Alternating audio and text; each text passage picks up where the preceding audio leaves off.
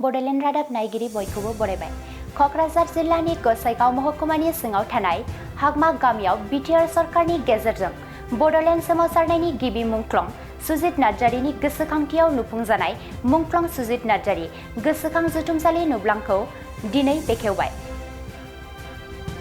आसामनि केबिनेट मन्त्रि उरखावगोरा ब्रह्मआ गावनि आखाइजों बेखेवनानै होयो मुंख्लं सुजित नार्जारि गोसोखां जुथुमसालि नब्लांखौ। सिगां समाव बेफोरबादि रायजोआरि नब्लां गैयैनि जाहोनाव रायजो राजाफोरा मेल मिटिं खुंनो थाखाय जेंनायाव गोग्लैनो गोनां जायोमोन। बेखौ नोजोर लाखिनानै बिटिआर सरकारा बिटिसिनि गासै मोन 40 बियाबावनो मुंख्लं सुजित नार्जारिनि मुङै जुथुमसालि नब्लां लुफुंनो थाखाय थांखि लादोंमोन। दिनै बे नब्लांफोरा गोबां जायगायावनो लुफुंजाबाय। बेबायदिनो दिनै गसाइगाव महकुमानि एबा गुमा बियाबनि सिङाव थानाय हागमा गामियाव लुफुंजानाय मुंख्लं सुजित नार्जारि गोसोखां जुथुमसालि नब्लांखौ दिनै बेखेवनाय जायो।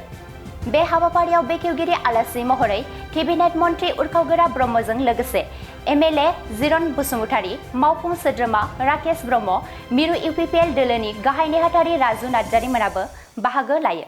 निजे गिबि मुंख्लं सुजित नार्जारि बिथांनि मुङाव दिनै बिटिसि सरकारा 40टा समस्तियाव जि मोनसे अडिट'रियाम हल लुनायनि थांखि लानानै दिनै गुमायावबो लुदों। दा बे जोबोद माने बाख्नायथाव हाबा, खारन गुमानि जि अडिट'रियाम हल बेखौ नुनानै जोबोद गोजोननाय मोनबाय आं। जाय 500 मानसि जिरायजायो आरो बायदिसिना बे ओनसोलनि हाबाफारिफोरखौ बाहायनो खुंजासिगोन। दा सुजित नार्जारिनि जि मोनसे सेक्रिफाइस, सासे उन्दै मानसि क्लास 8आव फरायनाय मानसिया 1987आवनो गिबि शहीद जादोंमोन, मुंख्लं जादोंमोन आरो बियो दिनै मोनसे थुलुंगानि मोनसे सर्स जानानै थालांबाय जोंनि यां जेनेरेसन। बिथांखौ मान होनानै बिथांनि गोसोखांथियाव बेबायदि अडिट'रियाम लुनाय हाबाया दानि काउन्सिल सरकारनि थाखाय जोबोद बाख्नायथाव आरो बेखौ बेखेवनो मोननानै जोबोद गोजोननाय मोनदों। जों सिगां समाव नुनो मोनो बेबायदि रायजोआरि नब्लां गैयाव रायजोफ्रा थाखाय जोबोद जाल्लायाव गोलैयोमोन। नाथाय दा जि माने नब्लां लुनाय जाबाय अडिट'रियाम, बेखौ गुमा ओनसोलाव जिहेतु आं फैदों, गुमा ओनसोलनि रायजो राजानि गासैबो हारि माहारिनि मानसिफ्रानो बेखौ बाहायनो हागोन आरो समाजनि बायदिसिना हाबाफारि बेहाय खुंनो हागोन। कालचार प्रग्रामनिफ्राय लानानै गासिबो बयबो जाहाथे बेंलायो, प्रटेक्सन होयो आरो जाहाथे बेखौ रैखाथि होयो, मोजाङै दोनो, आं बेखौनो खावलायो। এটা ভাল ঘোষণা।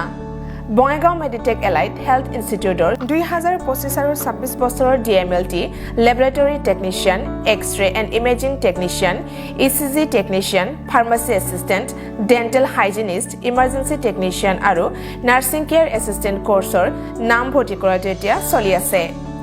নাম ভৰ্তি কৰাৰ বিষয়ৰ বাবে জানিবলৈ ব্যক্তিসকলে 9395558676 নম্বৰত যোগাযোগ কৰিব পাৰিব।